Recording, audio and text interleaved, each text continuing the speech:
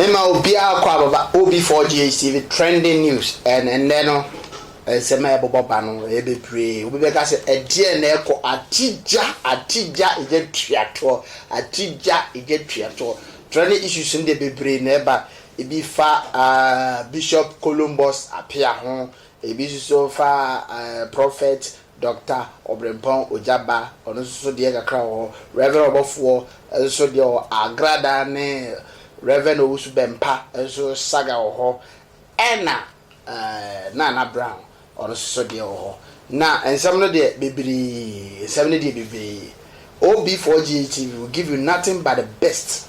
And then they make us say what is going on in our Christian life, your Christian life, what is going on, because any man koso your Christian life no make us say manage one na machine because any man airtime Janko commercial break ba started. I don't know before TV. Yeah, that's what is going on.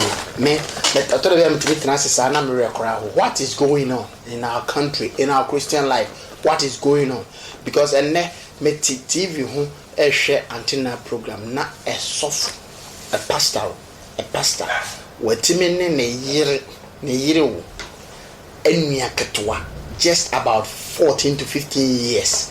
Adane na wo wonne no ada awo ama wansan fere ankan nsa fedie wagye atum se nyinsen ne die waye na emum gane no anya virgin ade na ekoso se eduabo bi ne edifo ni bi yabobo mu nue osetie yo de ye nsa ase niema na ebobo ba no ase de bie finsa the same platform na Colobus Bishop Colobus so de sa be boss ho ema afedie omo watu bofo amate say omompe omunya se nim free friends TV no so na omonka no fichire ade na ekoso Bible na asesa na anamu nsem na yepese esua no na ono concept na asesa na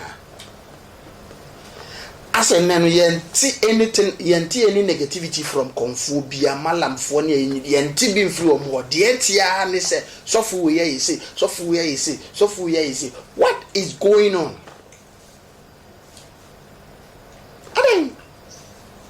What is going on? They say what social media dear koso Reverend Obofour yisi what is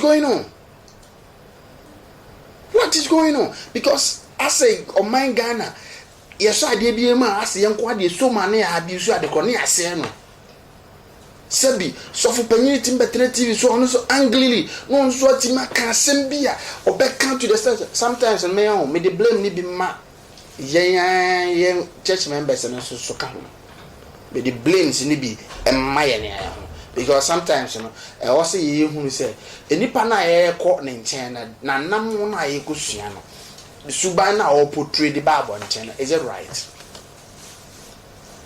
Because me ko jina bonten ka tiro bi sanin wanim tantan o ya aboa mu aboa o yo twe o ye say a so fu betimetu mefu ana so fu betimetu mefu ade na ekoso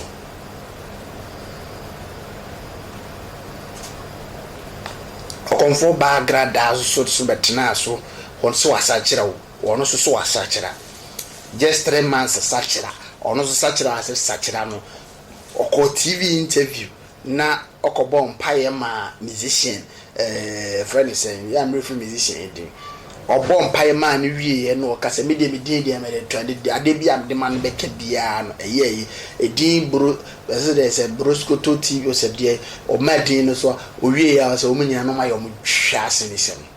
Look at the words that o use.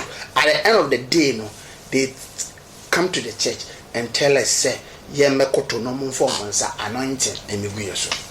Is it anointing am person de man? Is it anointing am person de man? Ni papa be bo odu bi amati.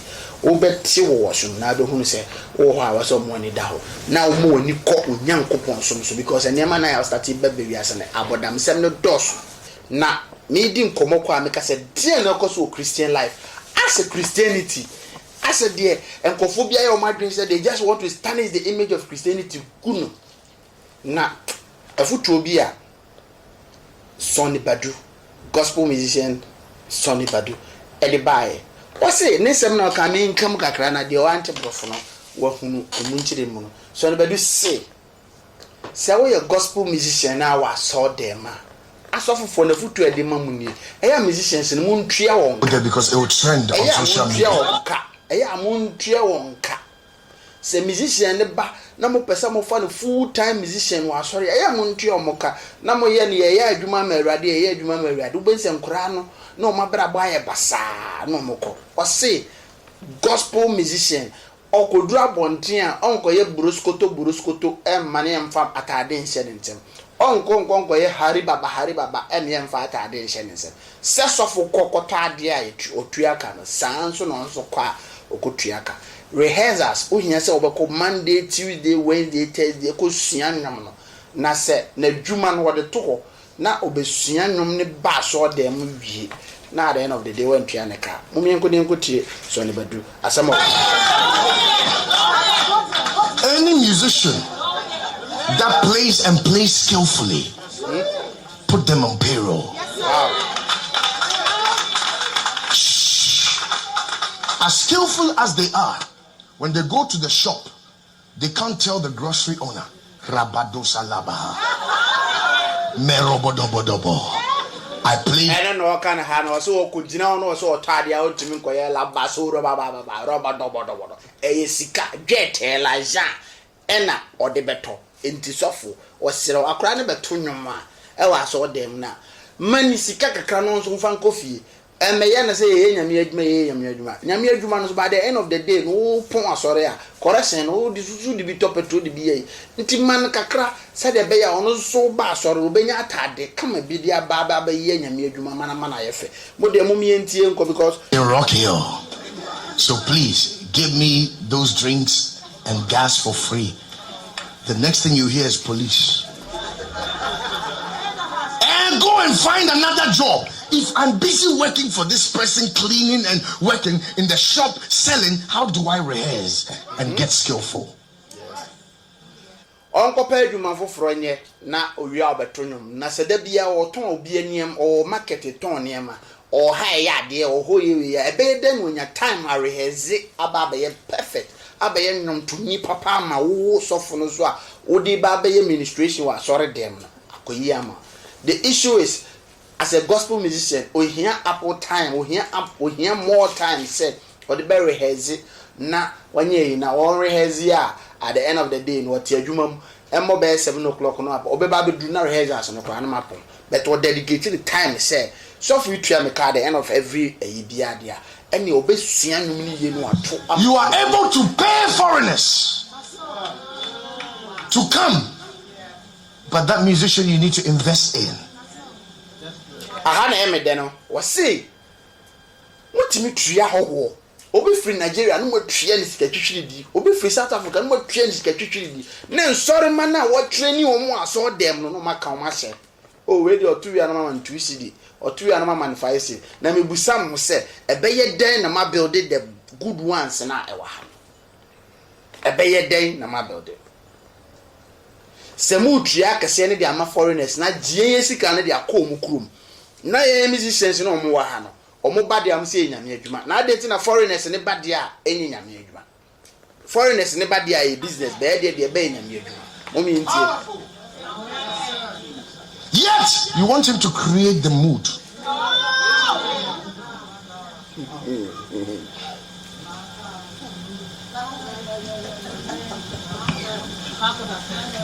I'm talking about that. Yes, sir. And nobody can stop me. Because it's the truth.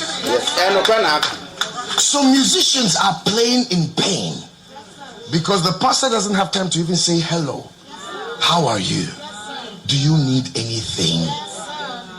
Asama sorry but you can say musicians bi oba Jamaica oba nyina no onwinwi wonumu asofu we do e mafia me nwom no kra me kwakoto ama no kra no sofu we the next week me kono amanse ma me mwani bio asofu no bitrimo odin dodo utrimo de sika bebrebe na mo pe mo de yede enu nti na ya do this level na afi de oben say young boys no mo wo mase no mo blackmail no mo ye mo ma mo nsem nyemre sika bebrebe mo pretty say what shall profit a man if you gain the whole world and loses your soul? But munye sika na nam de ato je wagon munye sika na nam de ato Chrysler munye sika na nam de sisi mansions na musicians no mato no you don't mind them Aunte. Pastor will call musician on Saturday night and be nice because he knows that Sunday he must come to church. There was a pastor weekend weekdays on Friday Saturday numere no afafo coffee chade ana omi oni abaso ya no papa ntem na ja wa tua machines ne wose yesese na ye hwe console ni ne no eya adwuma bibia de na kwam obey nice to you na chese Saturday na de beti kwasiada that time no obey nice to you because onim say odo bebo adwuma kwasiada enye so no bedu oye sofo now wose it's not good.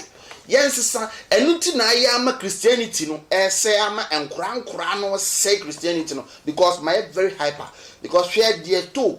But from Monday to Friday, whatever you do. Share there too. Dr. Ogyaba na sofu kitwa the way of blackmailing na enke nyame ene na fofia nka ade we a trend the whole Ghana ade ngwase poto na nka de ote Aunte the onim so anim no bia kaka ne de poto because of bia ho ba asema oye dwamanfo oye se no bia kaka ne de no okọ. But have you asked yourself say again na boys no mu go through because boys ne no mu ne nama no mu wo asofofo na se sofo we mafia sofo we say ja yenkopa yi manu yenye say because of the kind of things you know because oni nipa miensa ko cha de miensa na bia nya bia na asisi abam with your life. They don't really care. Asamna no say they don't really care.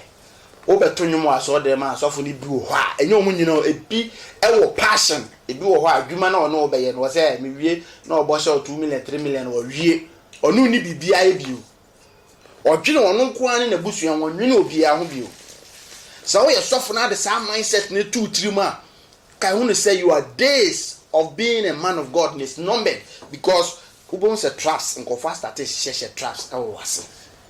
Hello, before you training issues na na yakọ na edru ye ni ade nyina ya na ye de Reverend Obofour so na the issue ya odie ene sofu bia ba na ase a buhaha wo sofu Obofour ye sei sofu bia ba na ase a Obofour abume waje misika sofu bia ba na ase a o de ka che me ena owie wa anya pipes na ma no bia keka na ye Obofour de ya odie kasa ese adenti na Ghana debia no ade papa ani papa ye no monkamfo otimi ko group baby to the stand say obre ya obi ni ono an sofu bi oben no enya police case or police station or koduru awura. That was the first time we do that kan tobacco am ye two man ko share ho ko ni ko didi nkoma ko pem se o mo grant ni ban be papa o ye ni nyina na the end of the day no nipa enhu ni papa wa ye obetena TV so anu wo cheche we nie odie matomo amane ade na Ghana fo ya nkamfo ne ade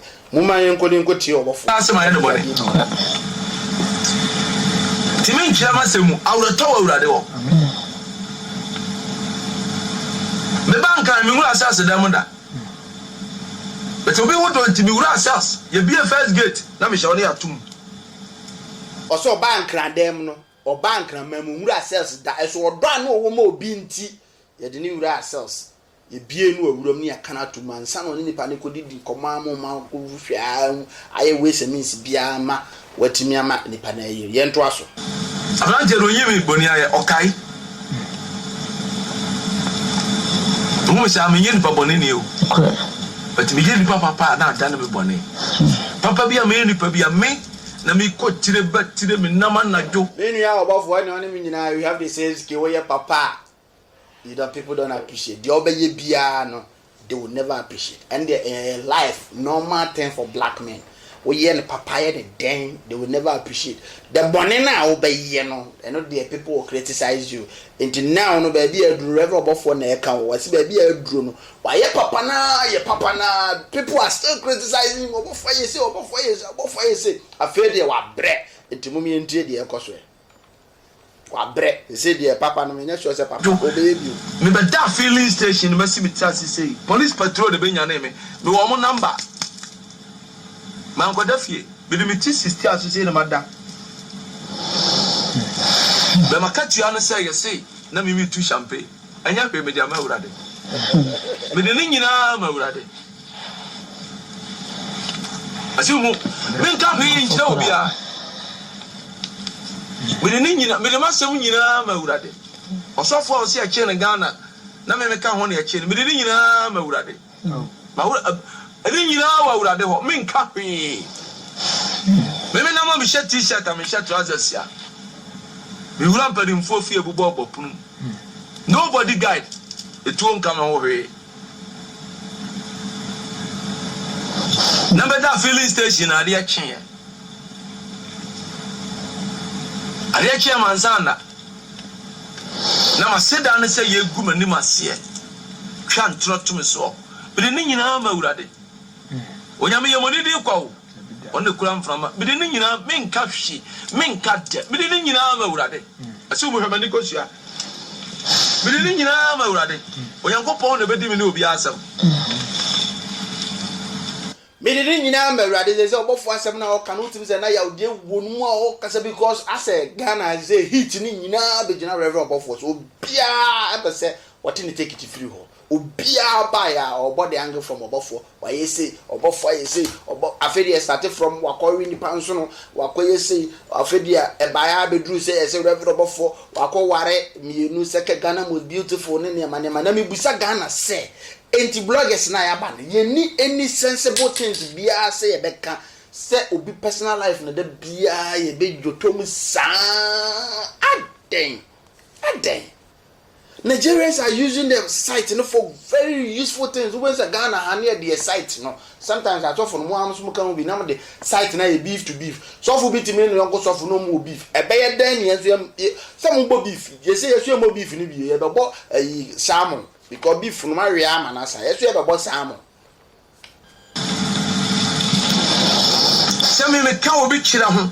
Be po bia nim guase. Onyankopon ma ni nyina amara me so na mo se me nka ho na me de akoma pa e na godi obi asem achi e na ada ne maniguase a yatua sika se nipa nguma ni masimpre nu so me ni nyina ma wurade nipa da se ni na ma nipa de kotena na tu gu ma ni mase wo bra me fa funu nkosi obi aso dem me ni nyina ma wurade ni nyina me de ama wurade and the Reverend Obofour kasema ma me ako me kra was what the nyina ma wurade because obi be ka say what the fun akosi obi asore dem o se sort of things here and akosi obi asore dem just to so be bring it asore ne down ne amaniama ni nyina no with no evidence ayana ne bisa say sade na mo kan we ni prove why do you have to do that?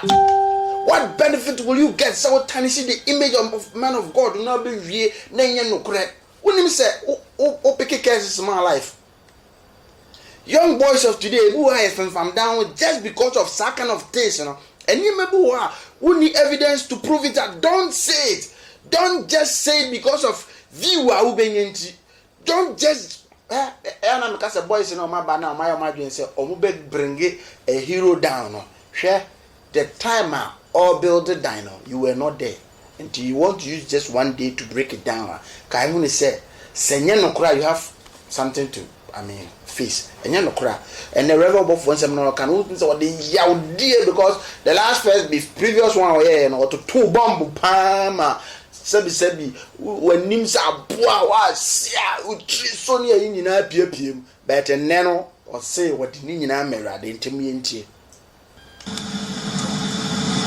Na ono odi asem no APC enguda me ma asem nyina ma wurade asemu esu ni memu awrewo ni me de Obofour me de ma asem nyina ma wurade ye ni matam ye twa tonto me so hweme ni kosua me de ma asem nyina ma wurade Reverend Obofour so na asem nyina ma muni na tamunya ne de on kasa Reverend Obofour na ahye bo no say on kasa nti obi betwa bo a don't reply me de bia always say so unim say ade na wo ye no enye no kra when they talk let them talk but say no kra dia ene everybody is going to reap what he sows and there is a max obi enu obedua kwadu obi enu obedua kwadu akotwa bode da no udua kwadu a obetwa kwadu whatever you reap whatever you sow so shall you reap and the law of karma eye adwuma law of karma a ye adwuma nti Reverend Obofour say ordinary na merade now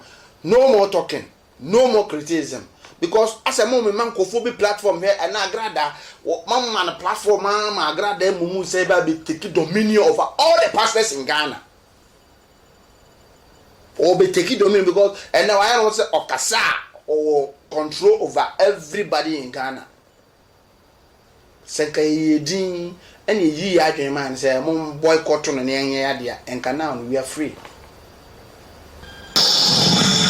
Yamin ya sema yen nada. Media me come in some sikama ni pa dia papa. Aseda no kowie entwate so. Me de ma sem nyina na do ma bibia mu ma ba mu da. APC asori gusu akoso. Ma ba matu kwan. Ma be turu. Ha me be turu ya no sori ma ne de ni mo nyama chia me. Omo ya bo omo pa. Omo na ma sori dem. Mo nsel no. Wa ye me se me ni nyina ma urade. Owra to for ne urade. It's not the one who saw me. But I remember, Commercial TV. As a sanity. As you move, therefore. I don't know how. But didn't you know already?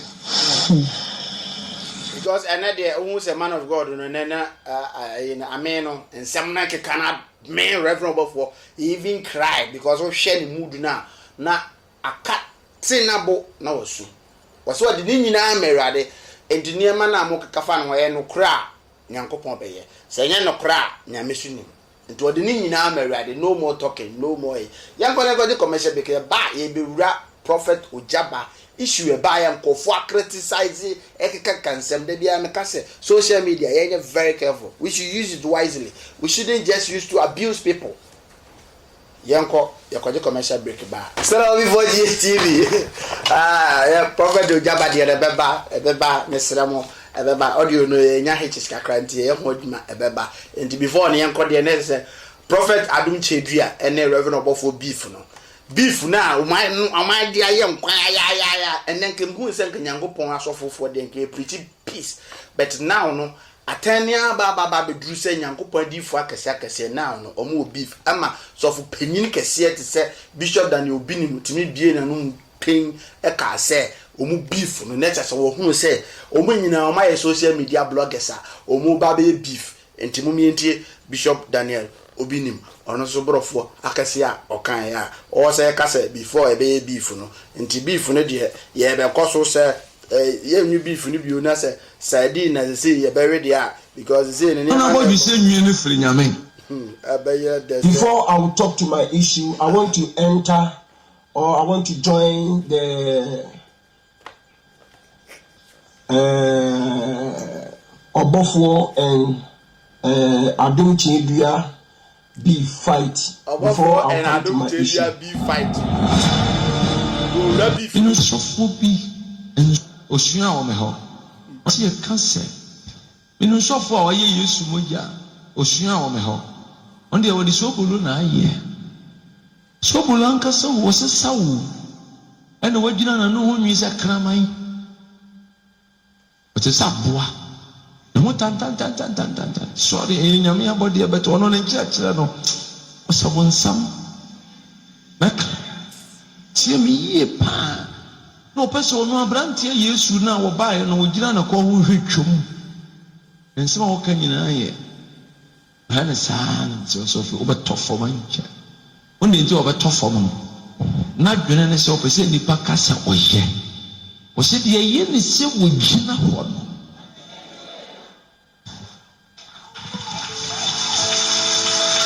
Now, or so 4% Nipacas or no lady papa. And you only Gina saw them. Ujina about you say who knew no yet to say Abua Kokuya. Or no about you say you free Yamen. And they all two no free Yamen. Are you listening to what I'm telling you today? But when we are the Aka, one more a year at throne in any panini. The word spiritual marriage, soon suma wadia. What me at Yasia soon suma wadia wo. Na ye den na sunsuma wade no kofa bae no ekoye liver nipa brebo e na okoda na ye hia na sunsum no wabeda na o man de wura fisa Awurade ka sɛ mmere ne kwa wie ya akyerɛkyerɛfoɔ atorofoɔ abeba. Mama me hama ha say, was mine ne kwa wie ya, ewiase be kwa wie ya atrot, akyerɛkyerɛfoɔ atorofoɔ, adifoɔ atorofoɔ, evangelist foɔ no yɛ yini atorofoɔ no beba, ene yɛhwɛ Ghana. Obeti esofo awi obi yere, obeti esofo adware obi unsom, obeti esofo ayese, na kyese ewiase awie ye na eba no. Enya me na me kan, Reverend Obofour na ebo nanum tuo wa no. Enti mesrɛ, so your abrante anaba wa no asisu a, ma wani na ho. Know where you get to, know where you go. But nya baby na asɔre ya no apagya na de akwa akosi ho. Ma wa adwene mu na ho. Enya baby na asɔre ya ase me kɔ akosom nyame. No, baby wa onkosom nyame wo kosom bosom. But be a omudo mo wirowira no ukwa emo life. And you have to be very, very, very careful. Men, I always say, all before GHTV, you are not in to tarnish the image of any pastor. Asema wakano, ye papa, ye be boa baso. Because asema Reverend Obofour can see ye foot work see. And I make us ask him which the minia by be of him say, and for one you share soft be so soft winter and make sorry. No. Go to church because you want salvation. Never go to church because you himself or a miracle. Because, oh yes, sir, you have a problem. Kono continue and say, or catch and you apply. Forget about the personal life. Forget about the personality. Mistake obey or are accountable to one only yankopon and the home account. Because any bobano. If you say we are na neighbor, say I'm yeni and ho. Near the name be dear agura, ye never buy a hoson, nature say, or mine, ya end soon time. Na me bumpire senka, me I be voting say me president of Ghana, and can be a president of Ghana. Oh my Ghana would have seen. Hallelujah. Now a dear for no, and no more, Kayomo come a catch on with Sumunya, and you be been a show on do a mocassa. Me free Elia Brasubesi na divonya sumuyeda but wo mo hu ya kyerɛkyerɛ fo eto mo do mo nya difo no ho adwuma na me so ya kyerɛkyerɛ fo no ho adwuma na me so bi kura o man no ntime ya adwuma na bɛkɔ asem who is talking why na ekum o ba na mka kyerɛ sɛ me hu ne sɛ kwankwa do bibia betwam uhunu bi okura bɛkɔ fie na wura fi Ose wo to ho na so fo aka se mi hu se kwakwa do bibia betwam oba kwakwa do bibia betwam wo ahunu bi ono nko an hu ye se no kwase nya no kre it's up to them nti me catch go to church hwe asem na omo ka no eye prophecy no mu yi ba no eye prophecy na Reverend Obofour yi ba no wase buy their fruit Bible say buy their fruit you know them. Me I'm not criticizing no one but when you nyansani a wo hwe me you know say buy their fruit. Ube say software papa na so onye papa software ye we na so software ya wish software ya person nkunya software ni tiri mu odene sankofo ni nyina no be very careful with them because nyankopon oba wa ye odo enti say wo so be di na nam so na monye odo dia you have problem but who would tiri mu keka ya de enso ya se da bia no boduku asore ne se ya Predi otonchen kachene se prenipa mi eno pre wo montantam kachene se dia wo hye nkom no ane dia wo hye mra no awa so dem ho no when na ne ho hu o se dia wo hye nkom no ene dia wo hye mra no ho na ne ho me jane ma wa wo so awo hwe dia wo hye mra no ene dia wo hye nkom o mi no ho na ne ho do shenkom ene do shembra no wana no mumayeni na ho na apentemanya ni apentema wu ne nam ene young boys na ba ye mpese be ye adwuma epese instant na etimi nya sika enti etimi koduru ba bi na sofa ka che so o ma loto number je ne kotwa yetwa na sofa ba no asema ma command sika ba ko bi ba yo command se wo de ba ne hu no ma command sika titi akrofasa for na ne dom tena pan mu na enwan e fa na aba no umayeni na ho ukwa sorry go to church because you want salvation not because you want miracle salon before Jesus me say asema Reverend Obofour ene eyaba ne egusa e won say ebrewi eye brepama ya na Oman we ye wom no say ye peace ye asomdwe ana ebre we ye brepama yen ana enkiyadifo ne asofo no ne evangelist no nko mbe kanse mama yen kra ato ye yam dienim senka politicians in the war ni na nka dwa betwa ye dwane abetwa wo no say buhaha buheha umienko ne ngotie ye sofo baako prophet Inyankeja of God is powerful ministry. Ono so asemokan a very very touching asemokan.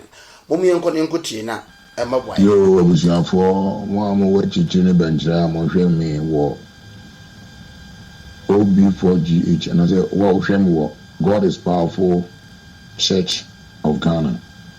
From so otumfo nyankopon chia ode ewo soro emra obi biara so asam kakra me kan se ebre we ye ebre emanipa biara otiase ebre we ye bra oyo bri gidi mia so mo ne dawo na ohwehwe nyame yi ebre we ye ngini pani ebre we ye nyame di ebre we ye mfa hu ntu nipa so ebre we ye sum nyankopon se obi tiase obi tie mi sabere ya otumfu nyankopon na ne hye won sa hye fa hoto no so ginidi fa wa kwan hye ne nsa de o do no na oben no de o ginidi no de o do ru ahye ne mu no ono ne be di wawu ono ne be hye wo fa ho ma nyankopon fa o ru hye ne mu fa wa kwan hye ne nsa na ono ana obeye praden kan ho amani siwe bijira sa asem yi so e kata che obi biara wodi nyankopon se amfa mo na meye ade na num jona ma ho ban una no incident amen. Powerful message by all standard from prophet Nyankeja o se brewe e bra e wo so do adwene merade e brewe e bra e wo so do akoma na oni padua nyina merade emfo wadwene masofo sofo ni nkwa no ma obi for respect masofo som kwa sorry koye nyame adwuma but obi wo ode ne kra nyina masofo se wode sofo de mehu na mawie no sofo oni nkwa eno ama obi awrade ebre wi na ye drum no eye ebre bi emu ohu ade bechi na oni ho na ebisa se wo to no so ansore a hwan na akobisa no yentimi nkobisa sofo because unkwa nkura no nti brewe ye bra wo so do wura no ni padua nyina to asafo awrade so brewe ye bra wo so yi wa adwene free miracles akase ye kone ye komama kwankyere ko ye miseye na watie nyame adwene bible no wo fa bi ne sua na people are making money out of you then kasa so fufu nyina na yesa but some of them are making money out of you because omo nyame adwuma na hwe omo ye sabi nsihu no omo wie no mo yere no mo de dan kwase ne nyama tantanta omo wie a they are making money and you at the end of the day no na ne nyina amasa akoko ahye aha na training issue me de besi the name still remain Obofour back. God bless you and I know say you are blessed so OTM God bless you that's ene mo besa atimenka bye bye.